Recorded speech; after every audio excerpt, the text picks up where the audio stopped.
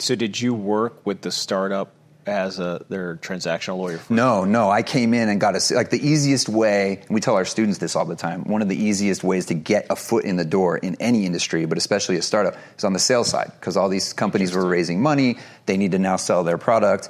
I had a little bit of instinct there, and somebody saw something in me and hired me and gave me a shot at it.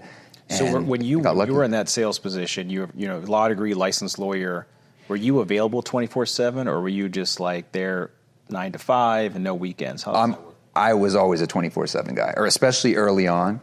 That was. I think that's what differentiated me. And by the way, let's be really clear.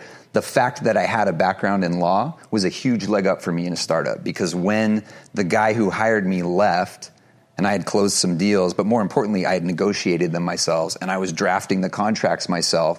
Like, as a startup, that saves you a lot of money. Like that, I think that kind of distinguished me from a typical salesperson there, and those skills were what gave me the chance to ultimately lead sales at that organization, and then every organization I've been at since. Yeah, with the right now, like Wismaro has a lot of employees too, and I think I don't know if you, like with your teaching right now with that generation, I have people that are in sales with some of our companies that if it's after 5 o'clock, they're not picking up in sales, and like they're all commission based, or like I couldn't send something on a federal holiday, even like to Slack somebody about something. I couldn't even send an email because it was offensive. It's like, well, you don't have to take care of it right now, but it's just like, this is a sale that you can literally call somebody. But this is you're intruding on their time, Bob. But how these young fuckers roll. I actually have. I do have. But I want to know because you guys are in this right now, and you teach sales. We're all in sales. But like, how does that? The few places I ever worked,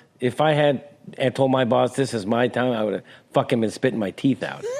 Yeah, that element of it is very different, and I have some thoughts on this. I see both sides of this. I think people, a lot of old guys like us will hard work is the way to go.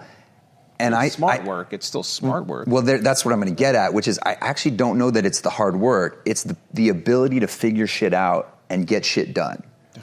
And usually, newsflash, that requires hard work. So that's why I think people kind of conflate the two things, is like, it does sometimes take just digging in, being available 24 hours to get whatever the thing is that needs to get done. But if you can do it smart, then maybe you don't necessarily have to be available after 5 o'clock. 2 hours a day, even on your vacation, answer emails, get stuff done, especially if you're on commission base, and still be smart about it, right? But I'm a big believer in quality of life and balance and those other things. Yeah.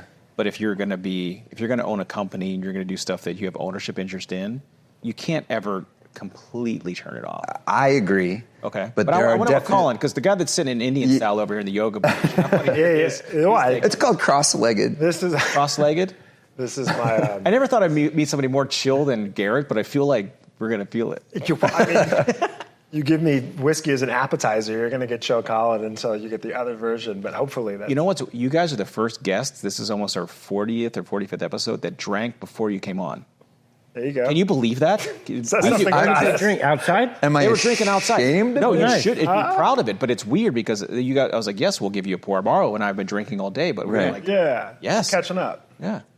You were talking about the generation, and we have a really interesting perspective because we've seen the generational shift. Yeah, we've taught our class for 6 years now. 12 semesters. Yeah. So we have actually seen different generations respond differently to all sorts of circumstances. This generation, you were talking about sort of this sense of entitlement. I was going to ask you, do you love what you do? But it was rhetorical because I know you love what you do. And those are the people that pick up after 5 o'clock, right? So we teach a class that teaches people how to find the Sunday what they love to do. Right? Like Ray Lewis has that quote, they pay me for what I do Monday to Saturday, but Sundays are free. So it's like... He also had that quote that I stabbed some guys in a bar and got You're the first person. He's a Steelers You're the first fan. person to Hold on. He's a Steelers guy. So it wasn't a stabbing. It was I should have warned you not to bring up Ray Lewis in this conversation. It was a shooting, and he was just in the limo. Look, I didn't even play for the Steelers. I still have nightmares number 52. I don't even have... I don't have the background or the context. Not advocating for Ray Lewis. By the way, this is fantastic. I'm now the third aftertaste of this is really so good. Let me confirm. I mean, the dark age of this, because aging something 22 years, that's Yeah. Patience. I like peaty. Would you call You this? like peaty? Yeah. It's not peaty. What do you call it? This is a straight bourbon. This is more of a corn-based. What's that? What's that? What do you call that? Oh, that's your acid reflux. You can take pills.